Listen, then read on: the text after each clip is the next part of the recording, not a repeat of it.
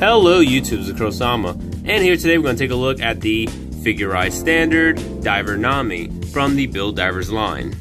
So how did Diver Nami come about? Well, she chose this form whenever a all-female race was going to occur, and that's pretty much about it. She didn't really choose it over any kind of preference, but just to go ahead and participate in the event.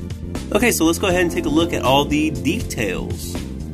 Well, starting with the head sculpt is pretty damn good. Overall, it does have a pretty decent facial expression, but it does come off a little bit creepy at times.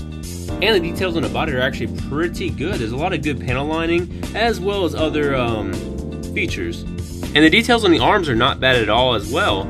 The overall aesthetic kind of does represent the Frame Arms Girls line, but you know what? It doesn't really look too bad. And also, you can definitely see there's going to be some peg holes kind of like scattered all around the kit, so that way you could definitely do some kind of like part swapping or some kit bashing. And if you notice the legs also have some pretty good amount of detail, and there are also little peg holes, so that way you can go ahead and plug in maybe some little option parts. And then when you come up here, she has some good assets. And lastly, the backpack does have a little bit of detail, but it's not going to really have anything for panel lining, but it is going to have some thrusters and then some other little parts that you could probably want to go ahead and paint. Now, speaking of details, this kit's also going to have a pretty decent amount of stickers, mostly for the eyes, but you're going to have some yellow and then those red stripes, as well as some black pieces, but a lot of this can easily be painted on the kit itself. Now let's go ahead and take a look at the articulation. You got a ball joint at the hair. There's a ball joint at the head, ball joint at the arm, rotation at the shoulder, rotation on the bicep, 2 points of articulation on the arm, pretty weak ball joint at the hand, ball joint at the waist, but it is going to be kind of loose, so you're going to have to watch out for that. Also a ball joint at the waist, but it is going to be very limited. Some rotation and movement at the hips, but these are also going to be kind of limited, pretty much just due to the bulk of the assets. Rotation at the thigh, 2 points of articulation on the knee, and some decent foot articulation. Now when it comes to accessories, this kit is going to have a bunch of them. So for starters, you do get the open hands, you also get the closed fists, and she also has open hands, so that way she can go ahead and grip all the tools.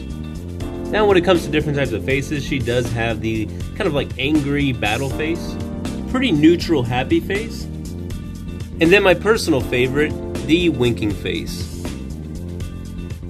Now aside from the teal hair, you also get her brown hair color, which I don't think it looks that great, just because the brown blends in with so much of the armor that it just doesn't really come off as appealing as the teal color hair.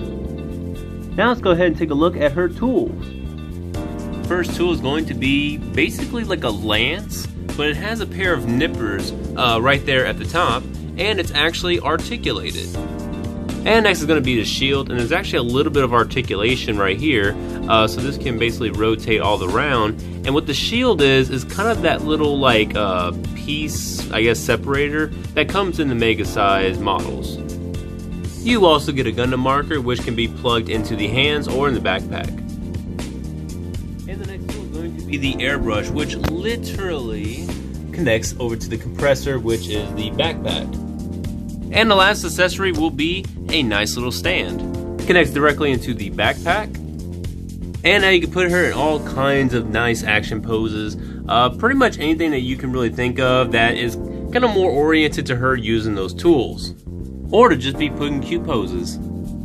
So with my final thoughts on this kit, I would say overall it's a really awesome kit to have in your collection if you do like these type of models. I'm a big fan of the Kotobukiya Frame Arms Girls, and even though the quality on this kit is nothing in comparison to what the Kotobukiya line has, just primarily with the girl line, I still say that this is a great kit for the price tag that it comes with.